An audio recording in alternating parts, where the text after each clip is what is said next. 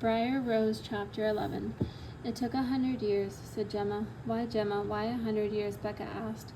They were peeling apples in preparation for making applesauce. Gemma made the best applesauce, better even than store-bought, Becca thought. Sylvia and Shanna hated it, though. It's lumpy, Shanna said. It's bumpy. It's got the pips, Sylvia added, giggled, then refused to eat her share. 100 years, 1,000 years, Gemma said. It doesn't matter. Dead is dead. But they weren't dead, Sylvia reminded her, just sleeping. That's why 100 years then, Gemma said.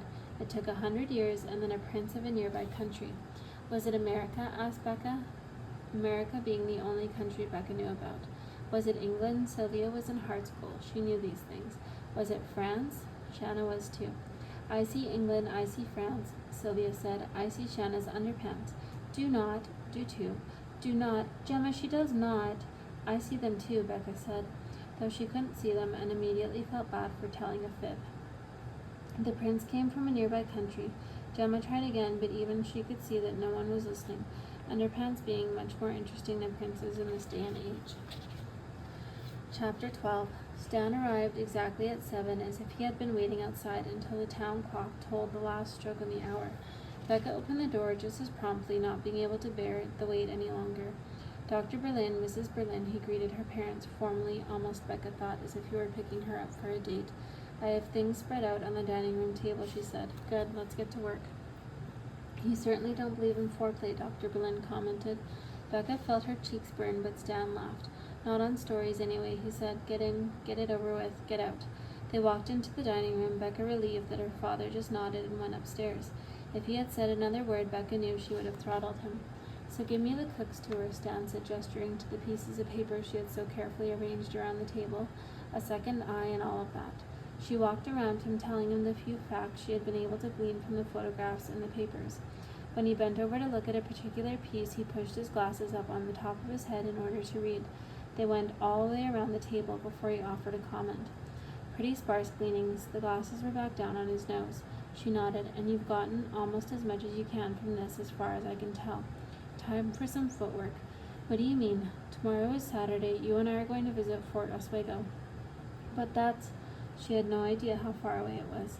5 to 6 hours from here. I have a friend from college who lives there. We can stay with her. I'll drive. You navigate. He grinned. I judge people by how well they read maps. She stopped herself from asking how good a friend from college the Oswego lady was. After all, it was none of her business. Instead, she nodded again. Map reading is always my job on family trips. My mother's terrible at it. She gets east and west mixed up. And Shanna and Sylvia always fought too much. I got the job by default, and I'm pretty good. Somehow I knew that, he said. Let's make an early start, and don't forget to bring Aldous along. Samantha might be able to make some connections.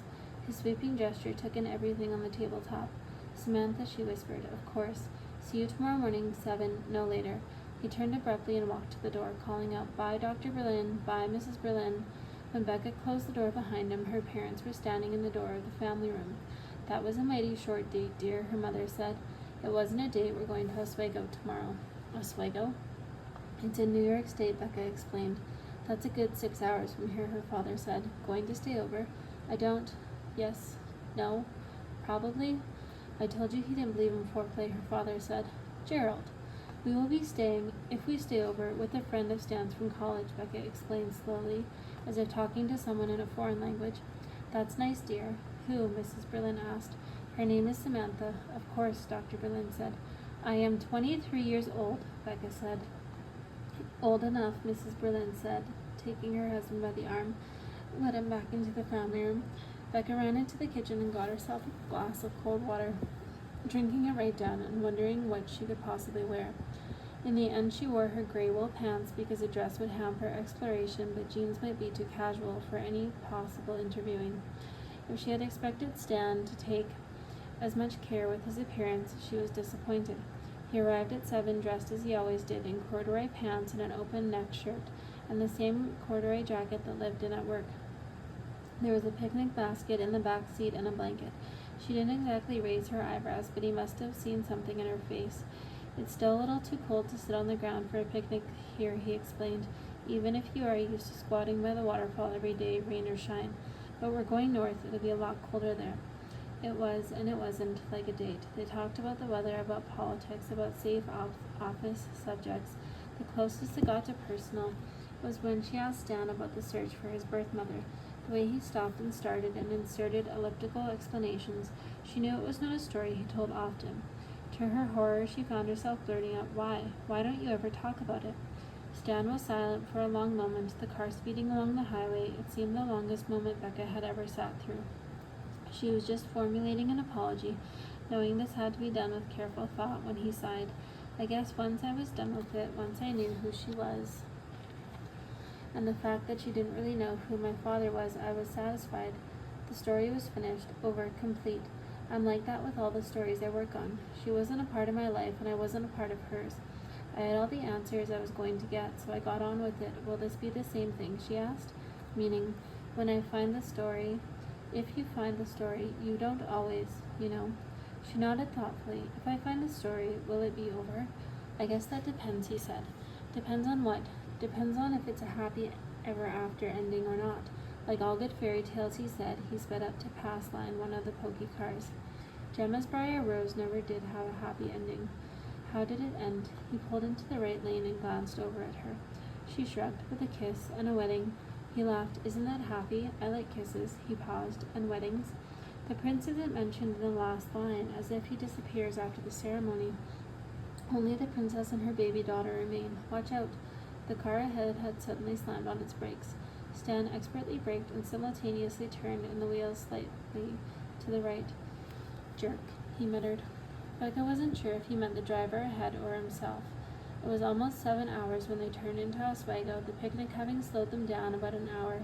Stan's picnic had consisted of pieces of barbecue chicken, wine, bread, cheese, and celery sticks, plus 2 yogurts. He had forgotten the spoons. Becca had laughed while digging around in her purse. "Ta-da!" she cried, triumphantly holding up a battered plastic spoon that had seen better days. "A lot better days," Stan said, wiping it on his shirt. And they took turns with the spoon, and somehow after that things were much more relaxed between them. Once they passed the first signs to Oswego, Stan handed her a piece of paper on which there was a series of directions in his untidy scrawl. Becca read them out to him with enough time to spare for the lane changes and left turns, of which there were many. "That's my girl," he muttered, but he said it with a grin to let her know that she was neither a girl nor his. They slipped into a quiet residential street in the middle of the afternoon. "There, number 19, Becca said, pointing. The house was from the 1930s, nondescript but comfortable looking and much too large for a single person. Becca wondered about that. She was studiously avoided asking very much about Samantha, and Stan had been uncharacteristically silent about her as well, except to say that she was an illustrator of children's books. Becca suspected bunnies and duckies, an effective silencer for someone like Stan. Again, Becca wondered how good a friend Samantha had been. On the college paper together, he had said in passing, had she gone from Raise the Barricades cartoons to bunnies in breeches? A dark-haired child came running across the lawn of number 19, her chubby cheeks spotted with the exercise. For a moment, Becca hoped it was Samantha's clone. Then she was followed by a second child and a third. They ran into the house next door. Becca sighed out loud. "It will be good to get out and stretch," Stan said, missing the reason for her sigh. Yes. They were still retrieving their overnight bags when the front door of number 19 opened and a slim blonde came onto the porch. She would be blonde, Becca thought, and slim. "Stan," the blonde called, waving. "Well, hello, stranger," Stan called back, pushing his glasses back up to the bridge of his nose. "Good directions, some things I'm good at," Samantha said. Somehow Becca knew that was not all she was good at. "And you must be Becca. Come on in. Have you had lunch? Lynn won't be home until 7 and the kids will eat early, but I saved out something for a snack." Becca felt a great grin spread across her face. Lynn, no wonder Samantha and Stan hadn't gotten together. "We've had lunch, thank you. What a lovely house." She meant every word. Lynn was equally tall and had been blonde once upon a time and was now mostly bald. After the requisite jokes about Lynn and Sam and parties at which no one could keep them straight, Becca confessed that she had assumed Lynn was the other half of a lesbian partnership. "Me, gay," Samantha had laughed at that, heartily seconded by both Stan and Lynn, a little too heartily, Becca thought, but the others didn't seem to notice. The children had eaten noisily, sparing though their own meal, and chubby-cheeked girl and boy still in that androgynous 3-year-old stage, but they were quiet through the grown-ups' meal, having settled in front of the television for a Disney movie. During dinner, Samantha and Stan reminisced some, but mostly talk was of politics. Lynn was more conservative than Stan, and they argued in a mild sort of way about the events of the Soviet disunion, as Lynn called it, and in the muddled East. Samantha's style was to pot-shot at them both, asking leading questions that kept the argument going, as if she enjoyed watching them go head-to-head. Becca was uncomfortable and couldn't have said why, though she guessed it had more to do with the style than substance. In the middle of dessert, a truly delicious creme brulee, something else Samantha was good at, with both children draped over her begging for bites, Samantha said suddenly, "Of course poor Becca is waiting for answers to all her questions. Otherwise it's a long way to come for a meal. Let me put the monsters to bed. Stan and you explain." Becca turned sharply to Stan, and he put his hands up in a gesture of surrender. What she means is that she and Lynn have invited some of the Oswego people who were living around here in the 40s and may be able to remember stuff. Lynn's been on the board of the Fort Museum, and Sam did some illustrations for the brochures, so they are pretty linked in with what went back then. Just then the bell rang and Lynn got up. He opened the door and ushered in 2 men and a woman in all their 60s or 70s. Lynn introduced them around and settled everyone in the living room with coffee. The tired-looking man with a shock of white hair and pouched blue eyes had been piercing before exhaustion palled them down to a watery color. It was Randolph Feist. He had been an Oswego high school teacher. The woman, Marge Pierce, smoothed her henned hair down not once but twice before sitting. She commandeered the overstuffed chair, offering as her reason for doing. "Lived here all my life." Her ankles were puffy and her feet seemed to show shoved into the tiny shoes. Becca's attention was taken most by Harvey Goldman. Small, compact as a runner, he had the face the shade of old parchment that had been written over and scraped down too many times. What had been written, she guessed, had not always been pleasant. They passed a few minutes in small talk, the weather, the drive up, how Oswego had changed over the years. Not for the best, Marge offered. She repeated it immediately, not for the best. In the middle of Marge's second opinion on the state of Oswego affairs, Becca suddenly got up and went into the hallway where she had left the rosewood box. She brought it back into the living room, cradled it in her arms as if it were a newborn. Stan was just finishing a summation of their reasons for visiting when Becca returned, saying, "So if we could know something of your involvement with the refugees in the Haven, and perhaps if you could look at some photographs." Randolph cleared his throat. "I was one of the teachers who took the high school students out of the camp at open house." "Not so open for us," Harvey interrupted. "You see," Randolph continued, as if Harvey hadn't spoken, "there'd been these rumors." He paused. "What kind of rumors?" asked Becca. "Well, silly rumors, really, but the refugees, and there were nearly 1,000 of them, were living high at the taxpayers' expense, and this, of course, after all we had been put through because of the war. The boys and the girls had talked of nothing else for days, which meant, of course, that their parents were saying the same things, or worse, at home. High schoolers are like that, repeating their parents' arguments as if they are their own. So Ralph, Mr. Cornell," Marge put in, touching her hair again, "the principal, I was one of those kids, and you should have heard some of the things they were saying. So Ralph insisted that the students go to see for themselves, and one look at those bare barracks and the barbed wires." "Barbs," Becca whispered. "Barbed wires," Stan asked. But these were refugees, not prisoners. "Barbed wire," Harvey said empathetically. "And this, mind you, while the German POWs in other parts of the country were given weekend passes. But after we saw," Marge said, almost quivering with eagerness, "some of us came every afternoon after school to bring candy and stuff." Harvey sniffed, "And you shoved it through the wire as if we were animals in a zoo." Clearly it was an old argument. "No, Harvey, you know the refugee children got to go to school once things settled down a bit," Randolph said. "And it was a long time ago. Time does not excuse conscience," Harvey said shortly. "Time does not erase this." He unbuttoned his left sleeve and shoved the material back of his arm. Then he held out the arm for all to see. There was a number tattooed in faded blue. "No," Stan put in smoothly, "time may heal wounds, but it does not erase the scars." Harvey rolled the sleeve back down and silently rebuttoned the cuff. Marge looked down at her feet and crossed and recrossed her puffy ankles 3 times, as if that were some sort of a charm. Randolph looked entreatingly at Becca. "What else do you want to know?" he asked. "We have a museum now, the Safe Haven Museum, and the Gruber book. It's called Haven. Have you seen it?" "Mr. Feist," Becca said, "I have never even heard of the Fort Oswego before a few days ago. When my grandmother died, we found this box among her things. There were newspaper clippings from the Palladium Times and some old photos. I'm just trying to track down her past. She may have been in the refugee camp, at least. She has some papers that suggest that. Becca was careful not to say anything about the fairy tale. What name? Harvey asked. Giddle. Giddle Mandelstein, or Donna Stein, or Genevieve. She seems to have had a number of names, Becca said. Giddle. Giddle. Harvey closed his eyes and his fingers rubbed his left arm as if the number under his shirt could read like Braille. He shook his head slowly. Donna, Genevieve. Can I show you the photos? Becca asked, her voice almost a whisper. Done. Coming into the room with a burst of energy, Samantha's cheery voice seemed to energize them all. The monsters are down for the night. More coffee, anyone? The cups were refilled, and whatever tension had been in the room was effectively broken. Becca suspected that Samantha was planning it that way, an entrance as dramatic as any on stage.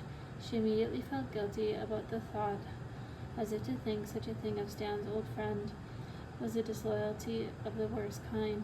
Hastily she drew out the photos and passed the first to Harvey. He shook his head. So long ago, he whispered, but he stared at one of the pictures, where a number of people crowded around Gemma in her sack dress. He placed his second finger, right hand, on top of the young man. Becca saw he had no nail on that finger. What is it, Harvey? Samantha asked. Are you all right? Harvey had closed his eyes. She placed her hand right over his. That's me, he said. That's the only photograph of all the ones we have in the museum that has me in it. It makes the old nightmares real.